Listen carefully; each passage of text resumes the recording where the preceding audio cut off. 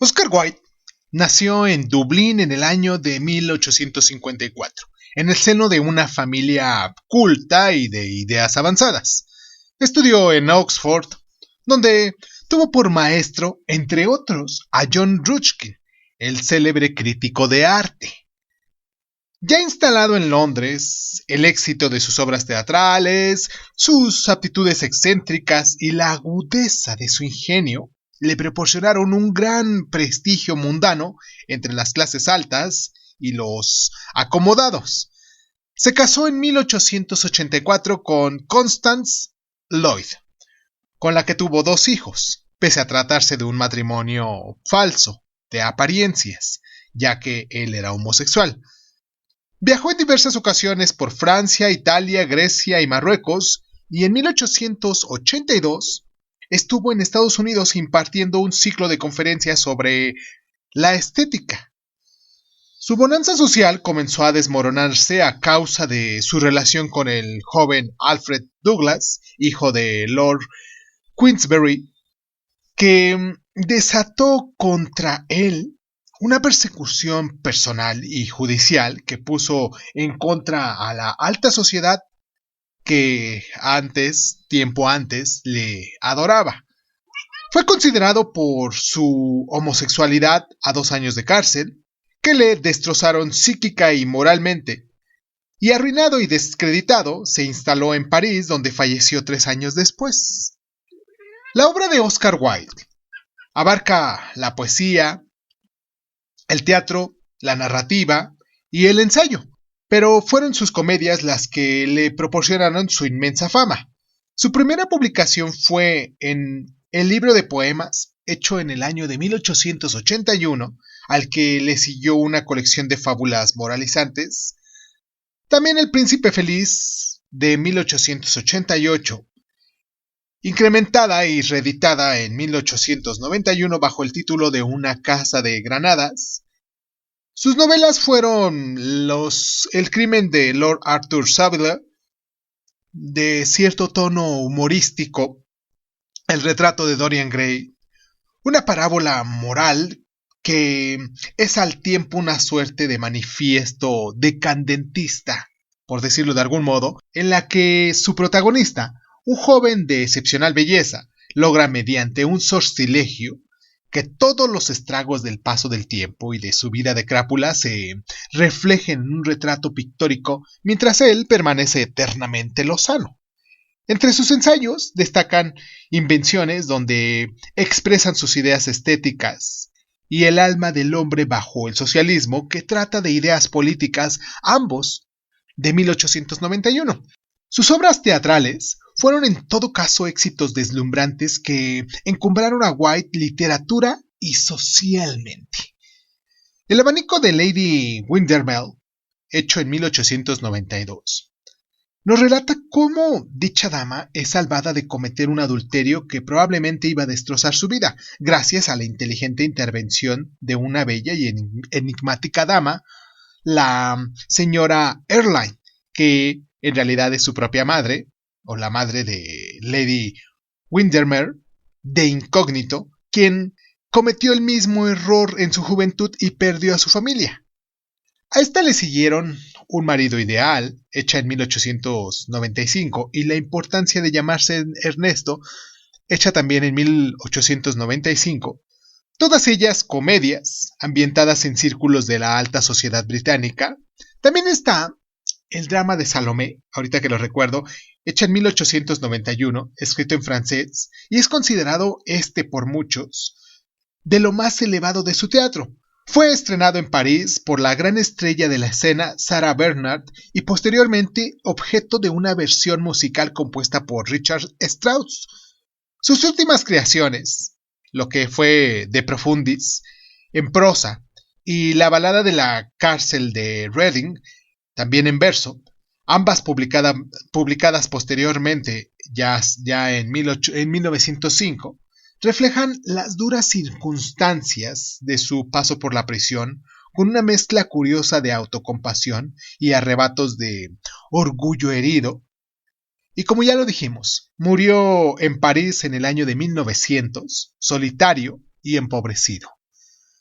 Espero que ustedes ya conozcan a Oscar Wilde, obviamente porque son de personas conocedoras y cultas las que nos escuchan aquí en Crónica Lunares de Izun. Todos los lunares considero que al menos han escuchado su nombre, al menos quizás hayan tenido referencia de algunas de sus obras, de sus títulos, de sus libros. Y pues nada, hoy vamos a hablar de la importancia de llamarse Ernesto. Yo soy Irving Sun y pues, ¿qué tal si escuchamos nuestro intro y comenzamos? Cierra los ojos, cierra los ojos, cierra los ojos, cierra los ojos. Si escuchas que alguien se acerca, no temas. Todo estará bien.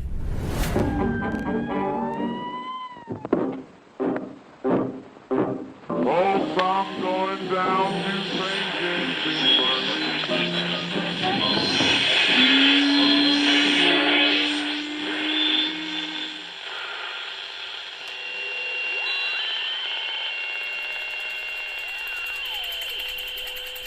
Estás escuchando Crónica Lunar, el lugar donde entra por tus oídos. Bienvenido. En la importancia de llamarse Ernesto, John Worthing es un joven acomodado, pero hijo de padres desconocidos, que adopta el falso nombre de Ernesto al enterarse de que es el predilecto de la hermosa Gwendoline, hija de Lady Bracknell, de quien está a su vez enamorado. Para poder acceder, hasta la muchacha pide a su amigo Alec Munchfield, primo de la bella joven, que se haga pasar por su hermano, y este accede porque a su vez está enamorada de Cecile, pupila de John. Ambos romances parecen bien encaminados hasta que todo está a punto de desmoronarse, ya que el castillo de embustes y mistificaciones que han organizado ambos amigos, va a ser descubierto por Gwendoline. Pero la revelación final de que los padres desconocidos de John fueron en realidad la hermana y el cuñado de Lady Bracknell, y por lo tanto las diferencias sociales no existen, que en verdad fue bautizado con el nombre de Ernesto y que Algernon es ciertamente su hermano, conduce el desenlace hacia un final feliz. Vamos a hacer nuestra primera pausa aquí en el programa después de, en resumidas cuentas, haberles platicado más o menos de qué trata esta obra. Y en el siguiente bloque vamos a hablar de nuestras claves de lectura. Nos pueden encontrar, más que nada esta pausa la hacemos para poderles dejar a ustedes nuestras redes sociales, para que se puedan comunicar con nosotros, para que nos dejen sus mensajes, sus comentarios, para que nos comenten sobre sus libros favoritos también o nos recomienden algunas obras de las cuales les gustaría que habláramos aquí. Y nos pueden encontrar como Crónica Lunares de Izun en Facebook, en Instagram, en YouTube. Nos pueden descargar también en iVoox, en Anchor, en Breaker Audio, en Google Podcast, en Apple Podcast, en Overcast, en Radio Republic, en Spotify, en Zune, en YouTube, en SoundCloud, en Speaker y en iHeartRadio. En cualquiera de esas plataformas nos pueden encontrar como Crónica Lunares de Izun y pues también nos pueden mandar sus correos electrónicos a cronicalunares.sun@hotmail.com y ya, vamos a nuestra pausa y regresamos con nuestras claves de lectura.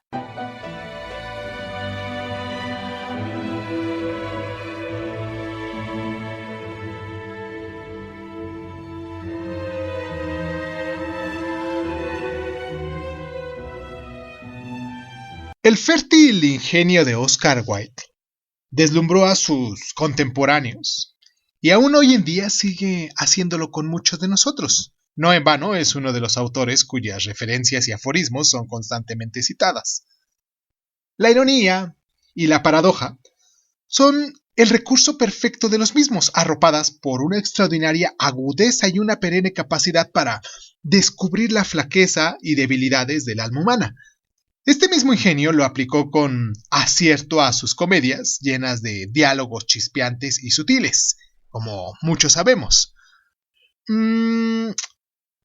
Oscar Wilde ha sido encuadrado junto al poeta Swinburne en el movimiento esteticista, que floreció a finales del siglo XIX y también el principio del siglo XX. El esteticismo comporta una particular visión del arte y de la vida en general, en la que el valor supremo es la belleza, lo que conlleva un cierto desprecio por los valores tradicionales y por todos los aspectos de la existencia que carezcan de cualidades estéticas, y se manifestó no solo en la literatura, sino también en los ámbitos como el de los pintores pre-rafaelistas.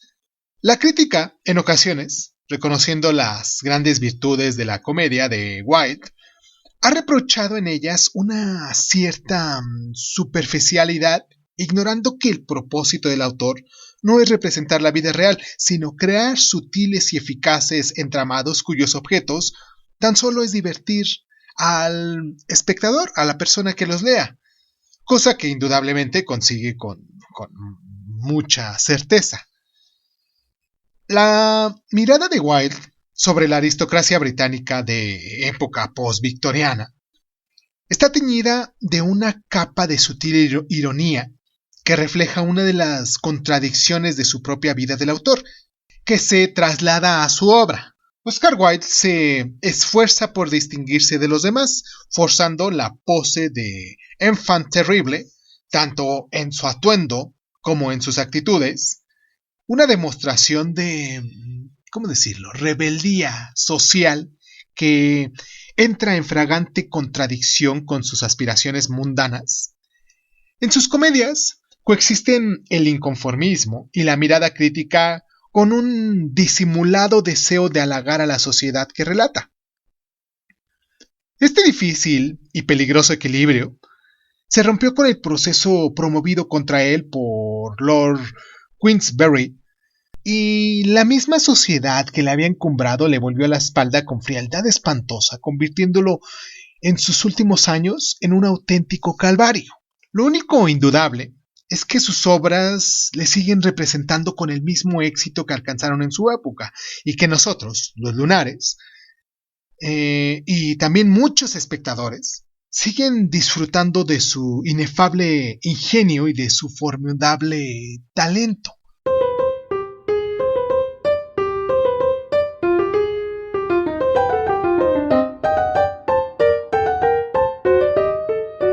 El prerrafaelismo es un movimiento pictórico surgido a mediados del siglo XIX en el Reino Unido que propugna la imitación de los primeros pintores renacentistas italianos anteriores a Rafael de Urbino, y fue promovido por el teórico John Ruskin y el pintor Dante Gabriel Rossetti, también poeta de mérito, y a él pertenecieron entre otros John Everett Millais, William Hoffman Hunt, Edward Burne Jones y William Morris. Supuso una relación frente a los convencionalismos del arte victoriano y a la deshumanización de la sociedad industrial. El prerrafaelismo constituye, pues, la vertiente pictórica del movimiento esteticista.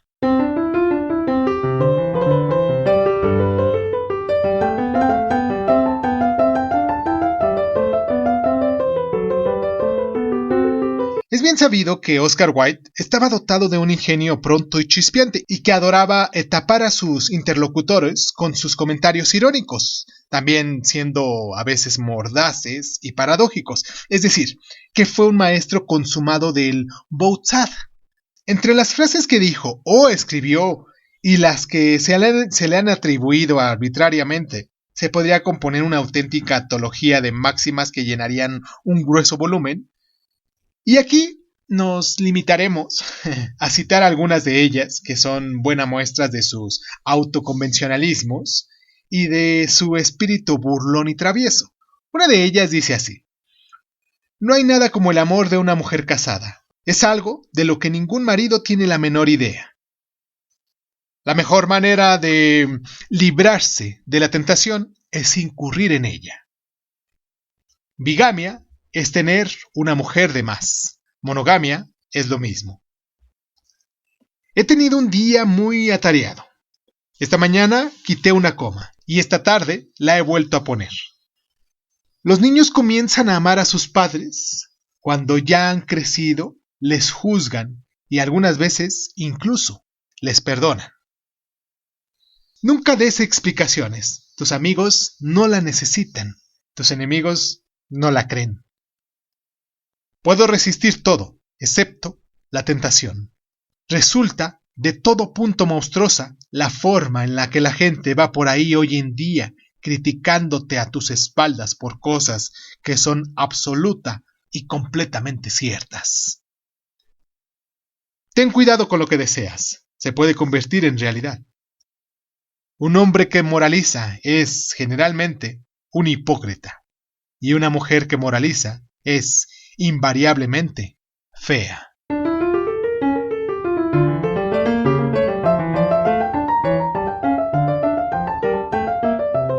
De la época posvictoriana, al igual que Wilde, son dos apreciables poetas ingleses de los cuales pudiéramos también recomendar aquí, uno de ellos llamado Dante Gabriel Rossetti, que es más conocido como pintor, pues no en vano fue la figura principal del prerrafaelismo. Los principios de este movimiento son los que conforman la obra poética de Rossetti, llevando hasta el extremo un principio que ya está presente entre los románticos de la segunda generación. Si estos quisieron vivir conforme al ideal que representan su arte, los prerrafaelistas separan drásticamente el arte de la vida, creando una especie de oasis tan solo accesible a aquellos que se entreguen a él sin limitaciones. Esta actitud artística, común tanto a White como de Rossetti y Winsborne, fue denominada esteticismo. Su obra está recogida en libros llamados Sonetos y Baladas. Algernon Charles Swinburne fue un gran admirador de los románticos y, como ellos, pretendió escandalizar a sus contemporáneos, pero mediante sus versos y no por su forma de vida, como muchos otros. Su obra es audaz y en su primera época manifiestamente erótica, influida por las lecturas de Sade y los decadentistas franceses. Escribió dramas como La Reina Madre y Rosamunda, tragedias como Atalanta y Calidón y Chasterland, pero alcanzó celebridad con su primer libro de poesías llamado Poemas y Baladas.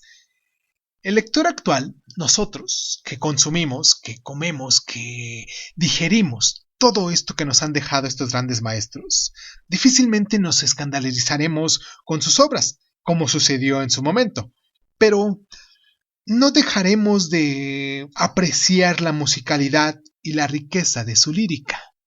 Espero que hayan disfrutado el día de hoy, independientemente de lo que haya sucedido, porque si les he de confesar, este podcast lo empecé a grabar cuando en su momento fue lo del simulacro aquí en México. Y por buena fortuna o mala fortuna, como se pueda ver, nos tocó el día de hoy, siendo 19 de septiembre, la rememoración de los simulacros anteriores, de los dos simulacros anteriores en México, y casualmente nos tocó un tercer sismo, un tercer terremoto de 7.7 a escala de Richter aquí en México, y por lo tal, pues este audio salió un poco más tarde de lo normal. Espero que todos se encuentren muy bien. Como les decía, al parecer hubo daños materiales, un par de pérdidas humanas, muy, muy lamentables, la verdad, porque siempre que sucede algo así me quedo pensando en la familia, el sufrimiento de la familia, porque no solamente son esas pérdidas humanas que se tienen, sino ese dolor humano que existe ahí atrás de todo lo que está sucediendo con la familia, claro. Y pues espero que encuentren pronta resignación a esas personas que hoy tuvieron estas pérdidas. Les mando un abrazo muy caluroso. Hoy estamos grabando siendo 19 de septiembre del año del Señor 2022. Pero este podcast sube hasta el día 21, que es cuando pues nos dimos el tiempo de poder modificar algunas cosas que estábamos haciendo cuando estuvo lo del sismo y que tuvimos que salir de la casa y abandonar las instalaciones que teníamos aquí en el estudio para grabar. Y pues regresamos y ya no continuamos grabando, por eso hasta el día de hoy es cuando estamos publicándolo. Les mando un abrazo muy caluroso, de verdad muy muy afectivo. Un abrazo a toda mi gente mexicana que nos está escuchando, a todos esos lunares que es en el lugar donde más nos escuchan. Aquí y en Estados Unidos nos descargan mucho. Me siento muy muy contento el hecho de que estén aquí acompañándonos. Quisiera con toda mi energía, con todas mis fuerzas, encontrar una reconciliación con el mundo para con nosotros, para que no fuéramos tan vulnerables, que independientemente esa vulnerabilidad es la que nos marca como humanidad también, la que nos hace ser frágiles, la que nos hace ver el mundo de forma más onírica, quizás. Y pues nada, no quiero divagar. Les mando un abrazo muy caluroso. Los espero la próxima semana que vamos a hablar del jardín de los cerezos. Ah, no, la próxima semana no es el Jardín de los Cerezos porque ese ya lo tenemos grabado anteriormente. Si nos buscan así como Crónica Lunares de Zoom en Spotify, le ponen ahí el Jardín de los Cerezos de Antoine Chekhov, de Crónica Lunares de Zoom, y ya les va a salir. Vamos a hablar la semana próxima de Luces de Bohemia de Ramón María del Valle Inclán, que ese es el que tenemos programado. Y pues nada, un abrazo muy caluroso, como les vuelvo a repetir, un abrazo muy fraterno a todas las personitas que tuvieron daños estructurales también en sus casas y que inevitablemente pues va a ser un gasto, de verdad, y mucho me gustaría intentar reconciliar ese sentimiento de frustración, de enojo, de coraje, de miedo, con un sentimiento de resignación, de paz interior y de, ¿cómo decirlo? Un sentimiento quizás de perdón y de amor y de esfuerzo. Yo soy Irving Sun, esto es Crónica Lunares, y pues muchísimas gracias, y muchísimas gracias, y pues muchísimas gracias, y pues muchísimas gracias. Gracias de verdad por estar.